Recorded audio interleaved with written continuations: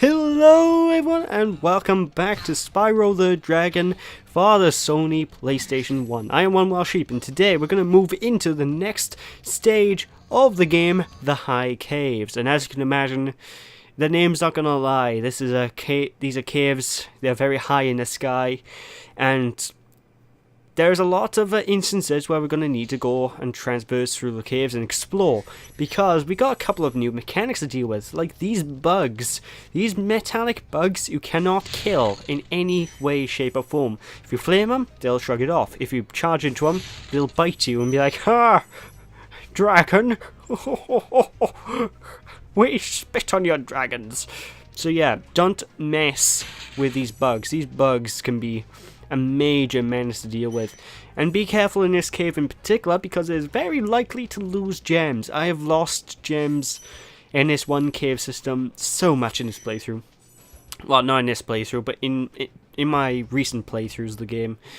Although, tell a lie, actually in this playthrough I actually do lose a gem in this cave, and it spun me out trying to find it. Anyway, let's rescue this guy. I hate those bugs. When I become big and strong, like you, I'll squash them all. Until then, remember that supercharge makes you invincible.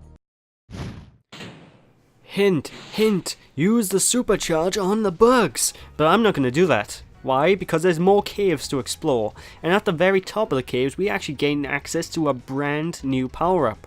After we take care of this wizard anyway. Because this brand new power-up will actually supply us, after we kill the wizards. Be sure to kill the wizards, because otherwise they'll lock you out. But you'll see a fairy. Now this fairy will give us Super Flame. Oh yes, that's right, Super Flame. Basically, your fire can now destroy anything, any enemy, any sort of object. If you flame it, it'll die. So be sure to grab this. This lasts for a temporary amount of time, unfortunately, and there's only 2 or 3 real instances in this game where we're going to use the Super Flame, which is, to be honest, it's quite disappointing, because I love the Super Flame. It's so bad. No, really, I do love the Super Flame. It's powerful, it's effective. But first thing I'm going to do is actually use the supercharge to take care of the remaining bugs that are left in this cave. Because it is so easy just to forget about these last couple of bugs, because you take the Super Flame and then you sort of diverge into the other path where the supercharge is, and you forget all about these bugs completely and just sort of go on your merry way. Now that we cleared out the cave system though, I'm actually moving across this segment by here where we're introduced to these new tornado enemies. Now these tornado enemies, they throw a tornado at you, oh, yuck, yuck, yuck. But they can be pretty hard to dodge. The only advice I can give you is actually move on the outer sides of the paths to dodge the tornadoes that they're going to shoot down. They're not too bad to dodge, just stay on the pebbles, well, cobblestone or whatever it is on the very edge of the platform, and just flame them when you get close. Now they can be a bit of a menace to deal with though, because, well, obviously they have a giant hitbox. The range of the tornadoes they throw at you can really throw you off. They throw me off more than enough times, and to be honest, this level isn't the last we're going to see of them. We're going to see them in a bit more of a substantial role later on in this world. But for now, we're just going to move on and rescue this guy by here, Cyrus. Please do something about these green druids. They insist on moving everything in sight. Oh, of course. Basically, the mages or druids or whatever they're called, I keep calling them mages. Basically, they're going to be moving these platforms to the sides by here, and what you want to do is actually you need to glide across perfectly timed, which is actually it's harder to time than it looks, by the way, folks. But you need to time your flights across the chasm, flame the mages as soon as you get close to them, and it'll stop the platforms from moving, so you can quite easily move on throughout the stage. And of course you get your gems, which is the major reason we're doing all this, so I couldn't give a monkey's about them otherwise, to be perfectly honest. But now we're basically back in the main open area of the game. Well, the world. Now this area is actually the main area we're going to stick in for the rest of this world, because this is where everything is located. This is basically the central hub area, and basically we need to supercharge to get to jump across the chasms, to go into each individual cave to grab hold of items that may be there. And we can even supercharge to break these things that I decide to flame and jump over anyway. But yeah, this is it's pretty open level. It's not too bad. I can see people having a lot of issues with it though, because of the way it's sort of this is basically a training for the supercharge. You need to learn how to do a good supercharge jump. And don't do what I used to do. What I used to do is I used to let go of the charge button, then push the jump button. Don't do that. Keep holding down the charge button and then put the jump button on the edge of the jump, and you'll make it just fine. You have to master doing this, because there's a later point in this game where you will need to make a stupidly difficult jump. So, with that, let's go rescue this bloke by here. Try combining supercharge with jumping and gliding, and really explore the high caves. Isn't Cedric a Harry Potter character? I don't know, I haven't read any of the Harry Potter books or seen the films in years. Since they were a thing. Christ, I feel old. I used to be growing up with those films, god damn it. But anyway, as you can see, you can't actually die if you jump in this chasm, so it is literally a perfect training field for you to get used to using the supercharged jump. If you jump in the chasm, the fairies will be nice enough to offer you a lift all the way back up here, allowing you to do another jump across the chasm. So be sure to do that. And when you're gliding across, it will cancel out all momentum, so if you try to glide while you're doing a supercharged jump, you won't be able to make it. You won't keep the speed. The momentum will disappear completely, and you go into standard gliding mode, where you have the speed we've been having throughout the entire game up until this point. But there's a couple of different pathways we do need to take, and this is basically we need to jump across multiple places.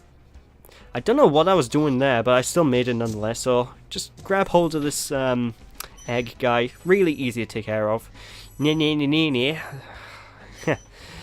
Who's saying that now? It'll be me, Spyro. Spyro doesn't sound like this in a world. But movie voiceover and done with, it just continues throughout. Check out all the corners in this room, because it can be quite, you never know, there might be something there. Granted, nothing's randomized, so if you picked up everything I've picked up, you'll be fine, but trust me, you still want to check. You never know if you'll miss something. You could know the game like the back of your hand, and you'll still forget one gem. Like I did, although the gem I missed, I think I was just being an idiot, and it just sort of slipped my mind. But anyway, what next place we want to go is actually in the other hallway over here with a lot of metal crates. I do love these. I love charging through a number of these metal crates in one go, because I don't know, I love the way it sounds. It sounds destructive. You get this really good feedback of crunching when you smash through the metal crates and you see the crates break into tiny pieces.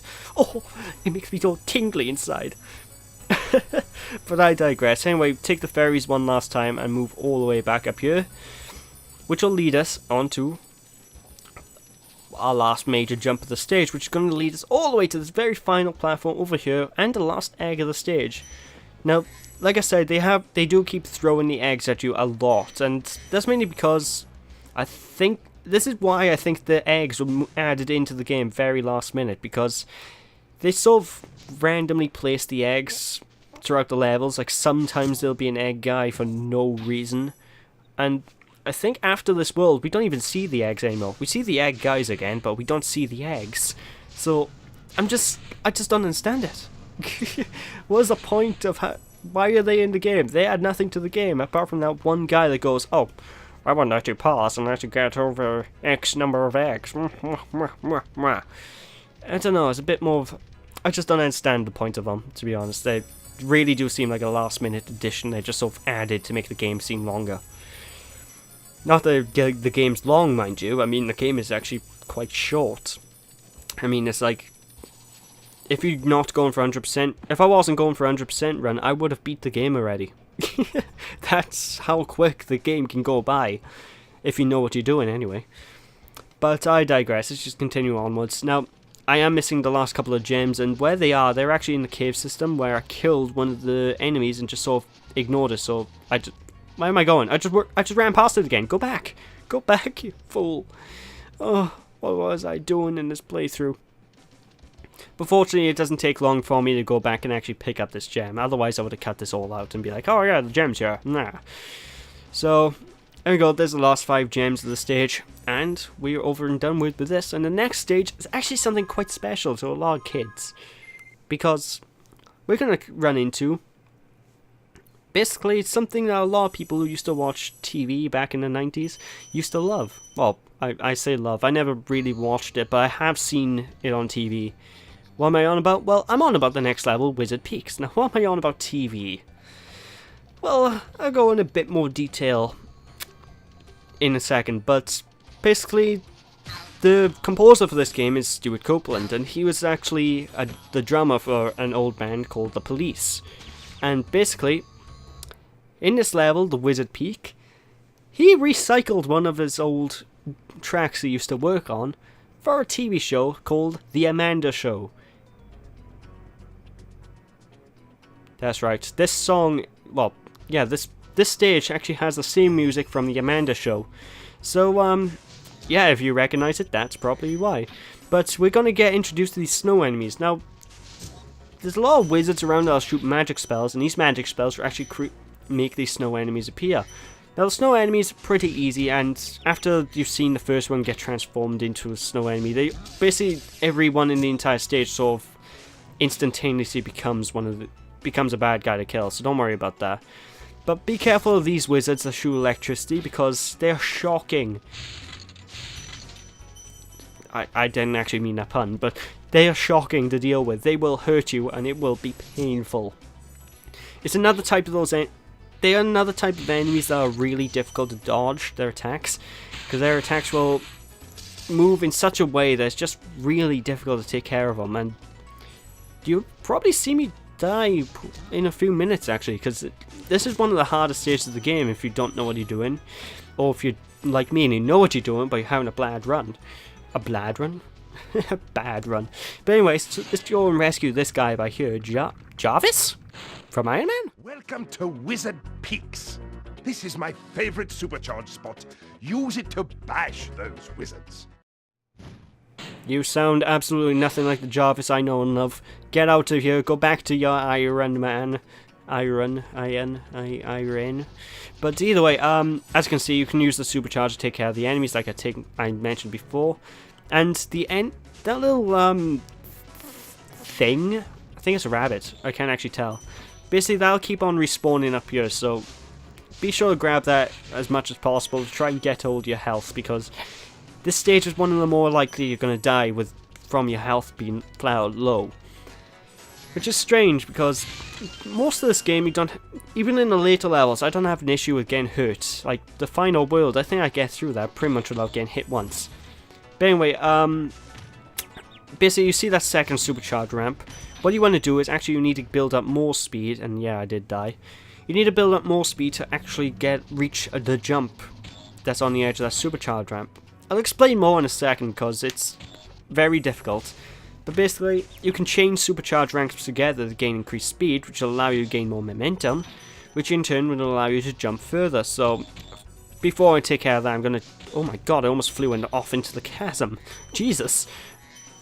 But before I do that, I'm going to just collect a few more instances of things here. And here we go, all the way up here. So, go up 2 sets of supercharge ramps. This is where people normally have issues, because they normally can't make this jump because they go down 1 supercharge ramp. No, you need to go down 2. So go down the second supercharge ramp at the very edge right here.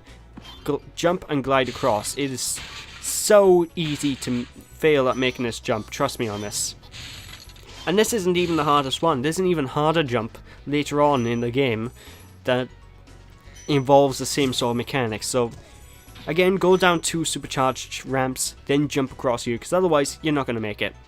And of course, to make our way back, we need to glide all the way to this segment over here, which is basically the area we were a second ago. But don't worry too much about it, because we'll explore all this in a second. And you see that the metallic box there? Well, we can't destroy that normally. We need to charge into it. Fortunately, the game developers were kind of smart in thinking, oh, okay, that's going to be quite easy to get hold of this one. Because there's supercharged ramps right next to it. It's very easy to take that metal box out. Thankfully. But anyways, go and free this guy. I can't think of anything for hexes. Thank you for releasing me. No worries, old chap. Yes, how about some croquet and tea and biscuits? Now this is the harder jump I told you about. You need to basically go down 2 ramps of supercharge, I think. Yeah, you need to go down 2 supercharge ramps, then make it all the way across that chasm. This is the hardest, no, the second hardest jump in the entire game, folks. So many deaths can be had trying to do this, and I'm going back up here to see if there's a 3rd supercharge ramp I can make use of, because I wasn't sure if I'd be able to make it. Fortunately, I do first time, luckily. But like I said, run all the way through here and go as fast as you can, and you should be able to make the glide. Again, second hardest jump in the game, first hardest jump in the game, we're not going to see yet. But trust me, it's a doozy. Oh, you haven't seen nothing until you see that jump. Oh, treetops. I love that level. I hate it as well. It's one of those levels I love and hate at the same time. But anyway, be careful trying to go across here, and be careful trying to charge and break those metal boxes open, because it is so easy to fly off the edge. I've done it more than enough times, so just be careful of that, and just continue moving onwards to this segment of the stage we completely neglected up until now. And be careful of the big snow guys, because for some reason I find myself getting hit by them more than any other large enemy in the game. I don't know why, it's just strange. But anyway, that egg guy is actually pretty easy to take care of, and I believe that's the last egg of the game. I believe. Could be wrong, there's still a few more levels left to this world, so... But, yeah, it's pretty much the world over and done with. I don't think there's much more left to do. So let's just collect the last of the gems here and platform our way back up to the very exit here. And there's the last of the dragons. The last of the dragons? I'm hunting rabbits. I can't do Elmer Fudd's voice, sadly. I'm hunting dragons. Yeah, I can't do Elmer Fudd's voice. I can try, though. Listen carefully, Spyro. There's a secret area in the artisan home. It is at the waterfall. Try jumping on the stones there. Artisan home, waterfall. Sounds good. Yeah, it's a shame we've already done that. That's how you act. This is basically the point in this game where they basically tell you, oh yeah, there's a hidden level in the first world. You know, the first flying level you did. Yeah, go back and do that. I don't know why they decided to make that flying level a secret one, because the rest of them are quite easy to manage, but I don't know. But this world, oh my god, finding the last few gems in this world can be so tricky. Basically what we need to do is go back all the way back to the beginning, and there's actually a platform to the left or right of us. I think it was the left when we started. We could have jumped on, which will allow us to traverse across the roofs of this building we're currently in. So difficult to find, trust me, and even then you need to find out perfect areas in which you're meant to glide off. I was originally going to cut out quite a bit of this because I do fumble around, but considering it's about 1 or 2 minutes at most, I didn't see the point. But yeah, just go all the way across here, follow the linear path, and you'll see gems across all the rooftops. You need to just move across the rooftops, break all the chests you see, and make a very well-timed glide up here. This glide is deceptively difficult, mainly because I'm doing it wrong there, and instead of going for the obvious landing point, I decided to go for the corner on the very edge of the building. Don't know why I decided to do that. I don't know, I think I was having a dodgy day, what can I say? But this is basically where I get a little bit like, why do I go now? Because we need to look around the corners of the mountain for gliding sections to actually glide to get onto the platforms where a couple of enemies are located. Now, me going down here is a stupid move because I'm basically backtracking quickly, so yay me. But it doesn't take too long for me to figure out where to go. It's more of an issue if you need to maneuver the camera in a certain way to try and find exactly where to glide. Don't glide across there. That's a death trap. Do not glide across there. Yeah, that's good past me. But basically, just keep moving. It won't be too long until we find it. And oh my god, the health pickup almost pushed me off the edge of the cliff. That would have been an interesting death. How did you die in this game today? Oh, I got killed by a health up. What? But yeah, like I said, maneuver the camera properly and you'll find hidden segments like this. Ubisoft are painful for doing this. I've already stated before they're horrible for hiding things, and naturally, they're no exception here. Very horrible for hiding things. In fact, we still haven't found everything. We've got another area we have yet to locate. And it's not far away, this extra hidden area isn't, because basically the same mechanic as last time. We need to go back up on the roofs. It doesn't take me as long to find the second secret area. But there's basically a point on the roofs we need to glide across to try and find the perfect way. Like I said, just look across the roofs, try and maneuver the camera just right, and you should find it eventually. Of course, I don't know what I'm doing here. I have no idea what I'm doing. There we go. That's me realizing, oh, there's another place to go. Well, I better go back on the roofs and find a way to go across there. But that's basically this stage over and done with. There's not much more to explain, considering I repeated things like 10 times during this video, I think, so there's that. Oh well. Like I said, just move all the way back across, try and find the right opening to glide across, and you'll be perfectly fine. Level over and done with. Again, tricky stage, very hard, well, it's not hard, but it's very easy to lose track of where you are and where you need to go. So, like I said, move by ear. You can just about see this if you turn the camera right, so be careful. And that's the last level over and done with. So for that, I'm going to call it a part here. So thank you guys for watching. Hope you guys enjoyed. If you enjoyed, appreciate a like or comment to the video. Don't be sheepish, people. And when we return next time, we'll be finishing off, I think, the world. We'll either be finishing off or taking on another couple of levels. So thanks for watching. Catch you all next time. Bye!